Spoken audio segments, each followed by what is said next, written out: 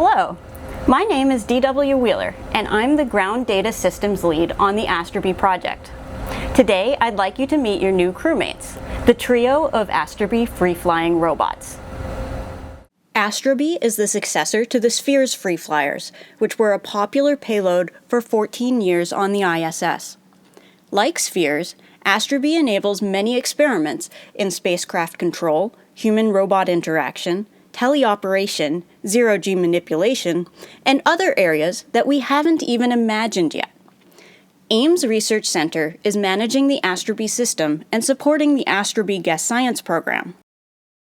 The Guest Science Program lets researchers propose their own experiments to run on Astrobee.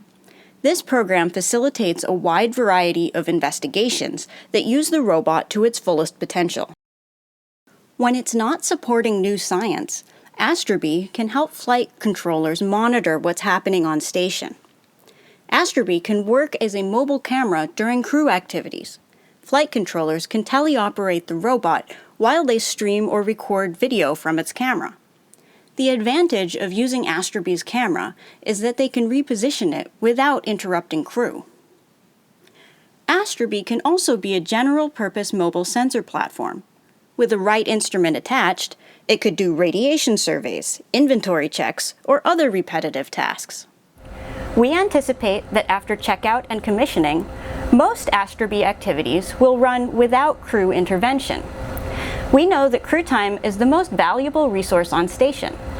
That's why we want Astrobee to take care of the tedious jobs, so that you can spend more time doing what only humans can do in space.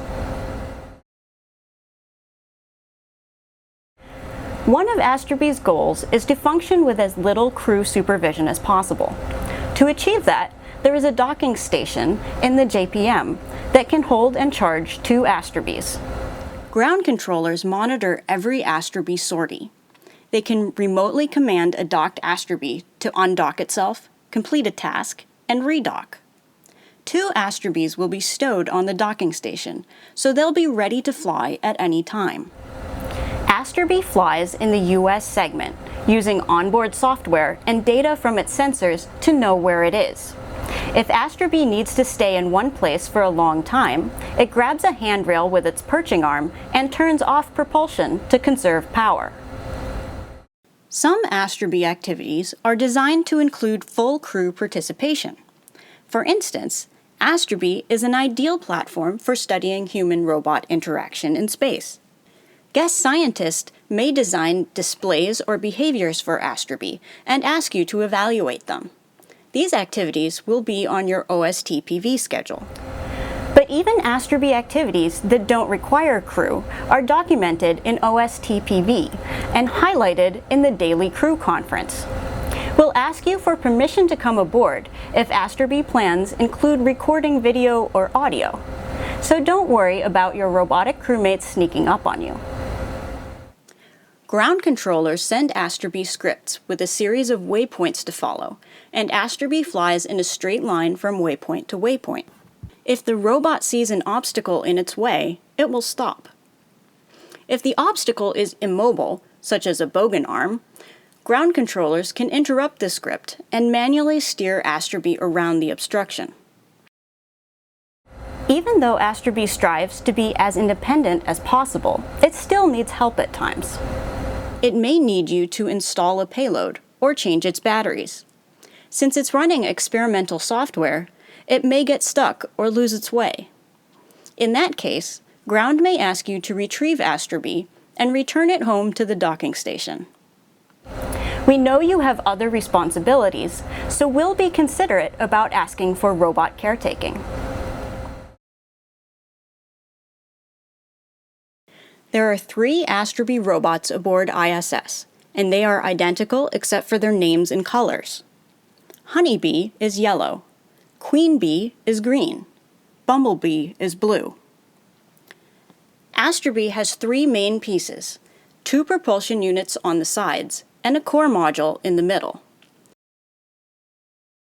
Each propulsion unit pulls air into a plenum using an impeller that sits behind this screen.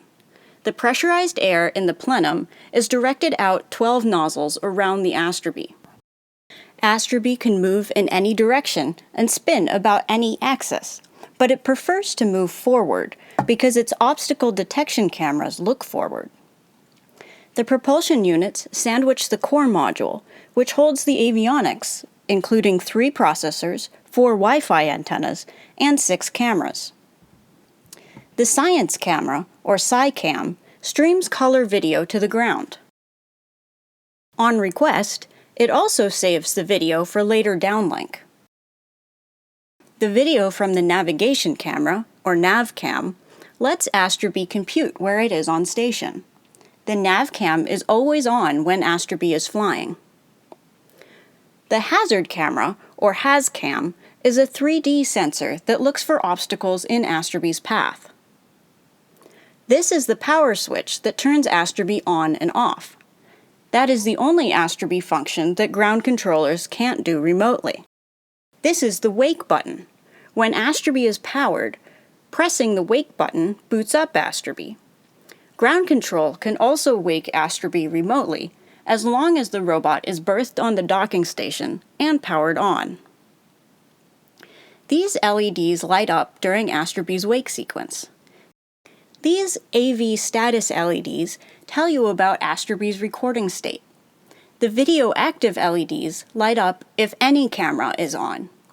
If any camera is streaming video to the ground, the live LED turns on. And if the microphone is on, the blue audio LEDs light up. Astrobee includes several features that are meant to give options for future guest science development.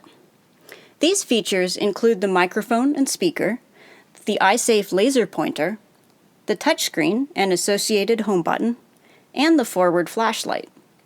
Note that the flashlight and the microphone aren't labeled. On the aft bezel, there is a second set of AV status LEDs. The docking camera, or DockCam, looks at the AR targets on the docking station when Astrobee is docking autonomously. If Astrobee is not docking, the DockCam is off. The 3D perching camera, or PerchCam, locates a handrail for perching. If Astrobee is not in the process of perching, the PerchCam is turned off. This panel is the docking interface. These 2 cups fit onto 2 lances on a berth in the docking station to align this electrical connector. The docking interface is keyed so that you can't accidentally dock Astrobee the wrong way. This is the aft flashlight, which doesn't have a label. On the sides of the propulsion units are signal LEDs. If the robot is recording audio, a single LED will glow blue on each side. Otherwise, the signal LEDs are a feature for future development. The skins on the propulsion units are removable. On the top is the terminate button. It cuts the power to any moving parts on the robot without abruptly unpowering the processors. When this LED is on, the propulsion system is on. When you turn off the propulsion system by pressing the terminate button, this LED turns off. The speed camera, or SpeedCam, is a redundant velocity sensor. If Astrobee travels too fast, the SpeedCam shuts off the propulsion units. These are the top batteries. Astrobee can run with either 2 or 4 batteries. The other 2 batteries go in the bottom. The spaces above and below the core module are payload bays. They provide power and data to payloads. Usually, Astrobee's perching arm will occupy the top aft bay. Finally, Astrobee has a Velcro restraint strap on the bottom of each propulsion module.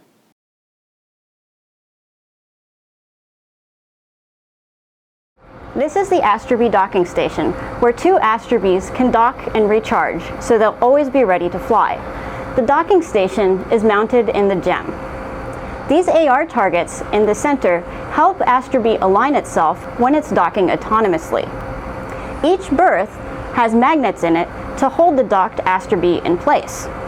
The Astrobee that docks on the left berth docks right side up, but the Astrobee on the right berth has to dock upside down so that it can see the AR targets with its offset dock cam.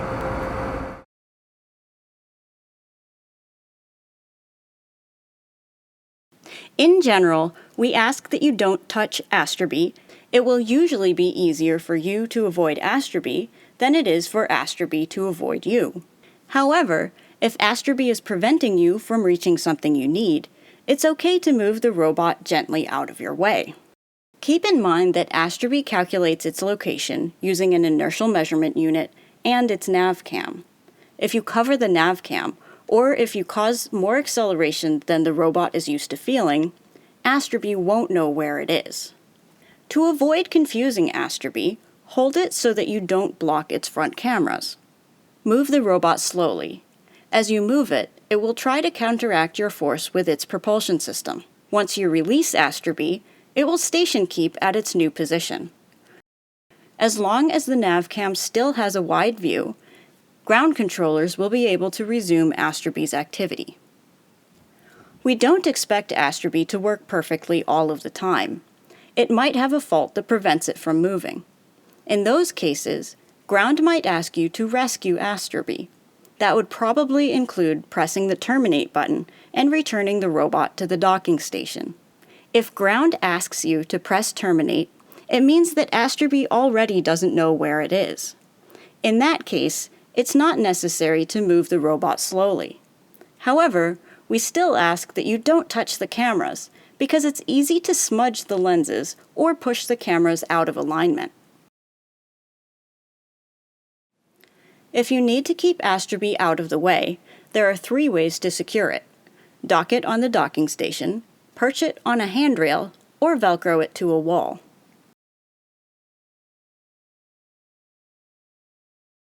Docking is the preferred way to secure Astrobee when it will be untended for a long time. Astrobee's batteries will charge while it's docked, and ground controllers can access it easily. Astrobee's docking interface is on its aft side.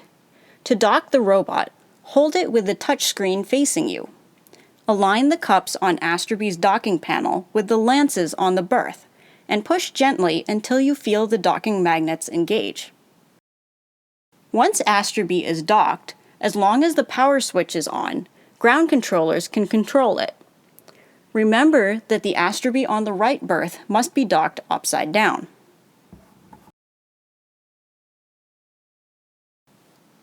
If the Astrobee perching arm is installed, you can secure Astrobee by manually perching it on a handrail.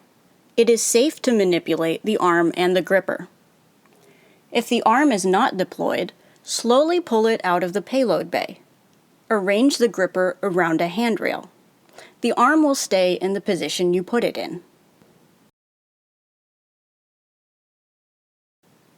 To temporarily stow Astrobee, use the Velcro restraining straps on the bottom of the propulsion units. The Astrobee propulsion mechanism does not have enough power to free itself from the attached Velcro, so you or a crewmate will need to release Astrobee later. Of course, Astrobee can also be stored in a drawer or locker. There are 3 Astrobees and 2 docking station berths, so at least one Astrobee needs to be stowed elsewhere. Turn Astrobee off and take out the batteries before stowing it in a drawer.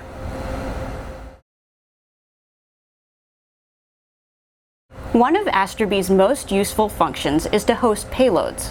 Guest scientists may require payloads for their research. Ground Control has also proposed Astrobee payloads that would help with their work, such as an RFID reader to inventory objects, or a radiation scanner to conduct surveys. Astrobee will always need a crew member to install and remove payloads. To change a payload, you must first power off Astrobee and undock it if it's on the docking station. To undock Astrobee, gently pull it off the docking station. Rocking it sideways may make it easier to disengage the magnets on the berth. If needed, use the restraint straps to secure Astrobee to a wall while you change its payload. To install a quick-release payload, move both levers to open. Align the payload with the guide rails and insert it. When the payload is in, move the levers to closed. Check that it is seated properly by gently trying to pull it out. To uninstall the payload, move the levers to open and pull it out. After you have exchanged the Astrobee payload, redock the Astrobee to the docking station and power it on.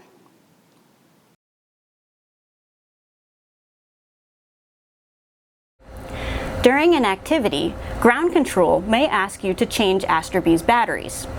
The batteries can be changed while Astrobee is on and running, as long as at least one battery remains in the robot and the propulsion system is not active.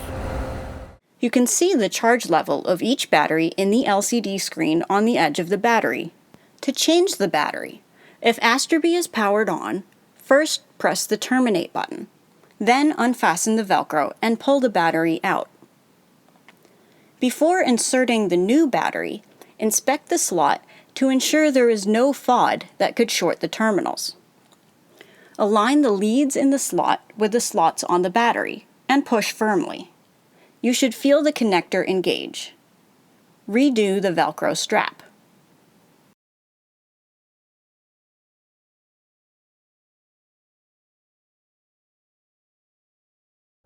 You may need to move the docking station quickly if you need to access the fire port behind it.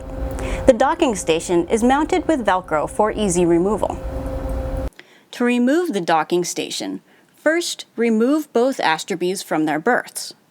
Grasp the blue handrails firmly and pull down. The cables will still tether the docking station to the wall. Afterwards, reattach the docking station to the Velcro, but do not redock the Astrobees. Stow them elsewhere until ground completes a checkout of the docking station.